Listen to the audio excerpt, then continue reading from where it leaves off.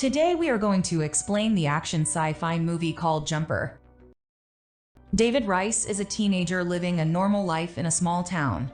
He talks to his classmate Millie, who likes him. David gives Millie a snow globe, which Millie accepts wholeheartedly. Another classmate, Mark, intervened and took the gift, making fun of David. Then their classmates threw a snow globe into the frozen lake, and David tried to get it. Millie tried to dissuade him, but David continued. David reached for the snow globe, but the ice gave way and he fell lower. Millie runs to help, but David gets stuck. The current dragged David further, and he could no longer return to the water.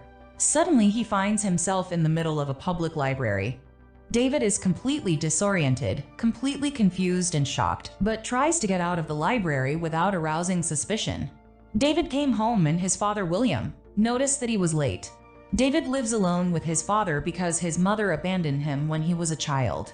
William asked where David was, but he didn't answer.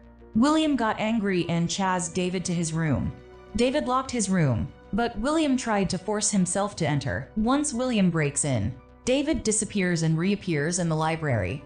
Realizing that his newfound powers could be the key to improving his life, he came home and took some of the money he had saved.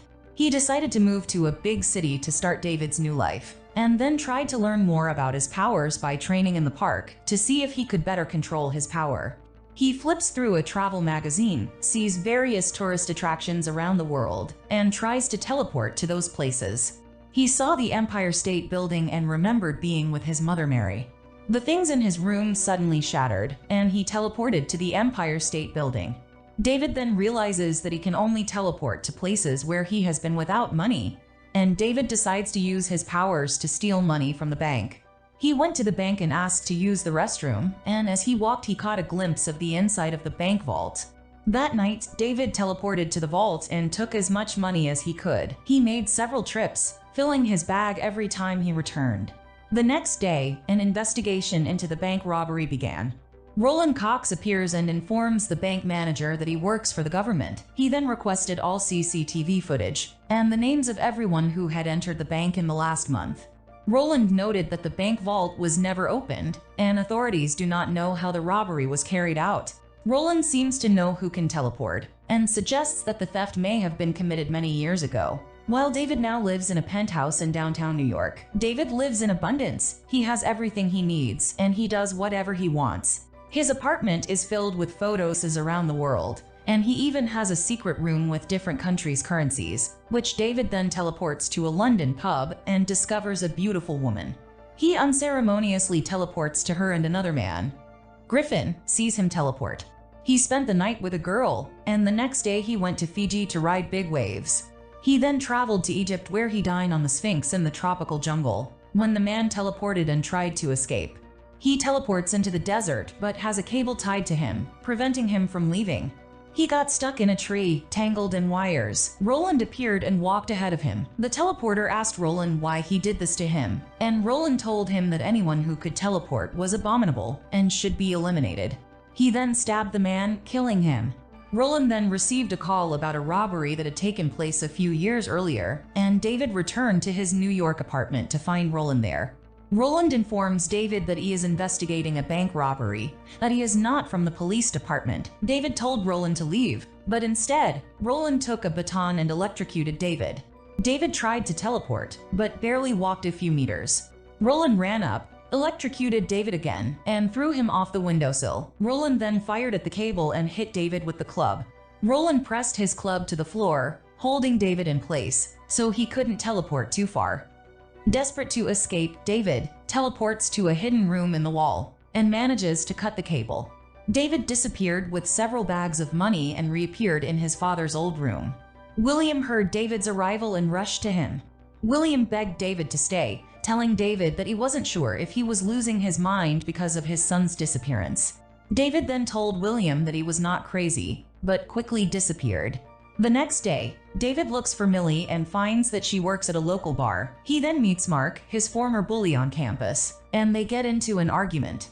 David then eventually teleports Mark to the bank vault and leaves him there. David returns to Millie and they catch up to them. David tells Millie that he works in banking now and asks Millie how she is doing in the city.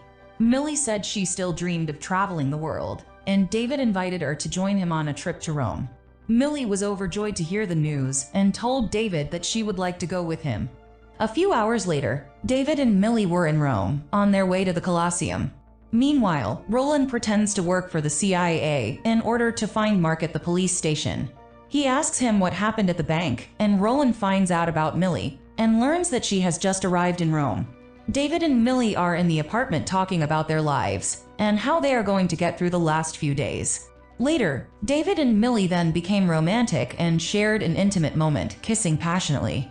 Later that day, David sneaks Millie into the Colosseum, and they explore the area while avoiding the guards. David then separated from Millie, opened the locked door, and ended up hitting Griffin. Griffin revealed that he was another guy who could teleport, calling himself and others like him jumpers. Griffin talks about David's extravagant and carefree lifestyle and informs him that a group of people called the Paladins are determined to kill all jumpers.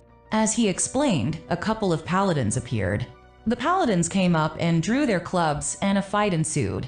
David tried to escape but was caught by one of the live wires. His teleportation ability is disabled again. Griffin then proceeded to fight the two Paladins, quickly defeating them. He incapacitates both pursuers and tells David that he has been killing Paladins for a long time. He then teleports to his secret lair. David sees the remnants of Griffin's jump, called the Jump Scar, and follows him. Griffin warns him to leave, and David returns to Millie, who then takes Millie and leads her out of the Colosseum. But Millie demands an explanation for what happened. Before David could begin to explain, the police arrived and arrested David for breaking into the Colosseum. At the police station, David was interrogated, but he insisted that he was just a tourist who broke the rules and apologized. The police then left David and told him to wait for the magistrate at the US Embassy. While David was waiting, a woman entered, whom David recognized as his mother Mary. Mary told David that he only had 30 seconds, and then the other Paladins came over and handed him the key to unlock the handcuffs. Mary hurried back and David chased after her but lost her. David then meets Millie, and the two of them head to the airport. At the airport, David tells Millie that they need to break up. Millie was disappointed to hear the news, but continued to fly alone. Meanwhile, Roland arrives at William's house and introduces himself as an IRS officer.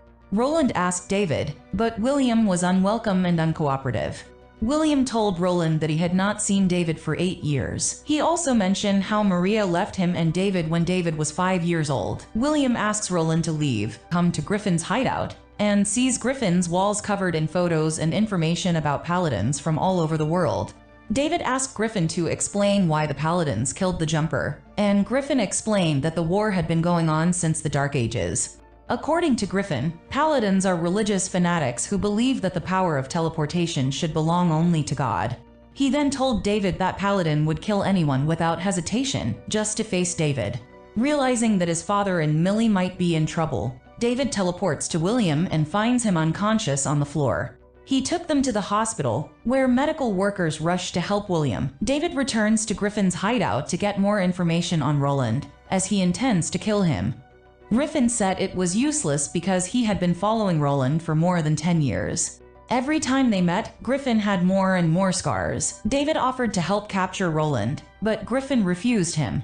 Griffin then teleports to China, but David follows him, still trying to convince Griffin to let him help. When David tells Griffin he knows where Roland might be next, Griffin finally agrees. As far as Millie is concerned, they decide to separate. David will pick up Millie, and Griffin will go back to the hideout to arm himself. David arrives at Millie's apartment. Millie is surprised to see David again and tells him she doesn't want to mess with him anymore. Millie tells David to leave, but David hears Roland and a few others coming. With no other choice, David must tell Millie the truth by introducing himself as a jumper. Millie was surprised to see David's power and went mad when she ran away. Knowing they were in danger, David grabbed her and teleported both of them to the terrifying Roland Griffin. The other Paladins entered Millie's apartment and saw it empty, but Roland found a jump scar. They took out a device, placed it under the jump scar, and a portal began to form. They try to reopen the jump scar, so they can see David meet Griffin, but Griffin is angry to see Millie with them. Griffin tells David about the Paladin machine and says that bringing Millie to the hideout will lead the Paladins directly to them. David and Griffin examine the jumping scar and find it's getting bigger. Moments later, Roland appears as David and Griffin are hiding. But while David is hiding, he sees a picture of Mary hanging on Griffin's wall among the known Paladins. David was then marked and pinned to the wall by a live cable. Griffin enters with a flamethrower. Griffin and Roland then engage Griffin, using his teleportation abilities to gain the upper hand. Roland is also good at fighting with Paladin technology. Griffin knocks Roland out of hiding and teleports them away, but when returning, a running bus is aimed directly at Roland. Roland didn't have time to react, but managed to avoid the approaching people. But Millie found David stuck in the wall and tried to free him, but Roland seemed ready to kill her. Millie was stunned, but Griffin reappeared with a flamethrower, shooting Roland back at the jump scare. Griffin jumped up behind him. Roland and Griffin reappear in Millie's apartment, and the fight continues. Back at the hideout, Millie managed to free David, but told him she wanted to go home. She didn't want to be involved in anything that was going on. She just wanted to get back to a normal life. David had no choice, he agreed. As he prepares to bring back Millie, Griffin successfully reappears, opening the operation with the Paladin jump scars. But with the jump scar still there, the Paladin still managed to grab Millie via the cable and bring her back to the apartment. David tries to save Millie, but Griffin prepares a bomb. David is confused, but Griffin tells him that this is his chance to end the Paladins once and for all. He intends to teleport to the apartment with the bomb. David protested and teleported away with the bomb. Griffin chases him, and they end up fighting by teleporting through many different locations. They teleport to Egypt, San Francisco, and New York. While fighting for the bomb's remote detonator, they end up in a war-torn country where Griffin finally gets his detonator. But Griffin didn't see the tower falling on them from above. David teleported Griffin into the tower, and a large amount of electricity grabbed Griffin and pinned him to the ground. Griffin tries to dissuade David from going back to the apartment, saying he has no chance against the 5 Paladins, but David is determined to save Millie. David returns to the apartment and reaches Millie, but is immediately stabbed by 5 cables holding the Paladin to the apartment. David struggled, still focused on teleporting. This caused the entire apartment to shake violently, connected with a wire to David in the apartment. Every time David tries to teleport, the apartment also leaves with him. He grunted and screamed, and the walls of the apartment shook and cracked. Finally, he made a final push, teleporting the entire apartment back to the lake, where he discovered his powers. Most of the Paladins were incapacitated, some drowned, and David teleported the apartment back to the library. David regained consciousness and saw that Roland was still alive. David then took Roland and dumped him somewhere in the middle of the Grand Canyon. Time passed and David found his mother. Mary's daughter opened the door, and David and Mary finally spoke. Mary explains that she is also a Paladin. When David first teleported at the age of 5, Mary made the difficult decision to leave him in order to protect him from other Paladins. Now that they are reunited, David asks what will happen. Mary then replied that she would give him a head start, and David returned to Millie to wait for him.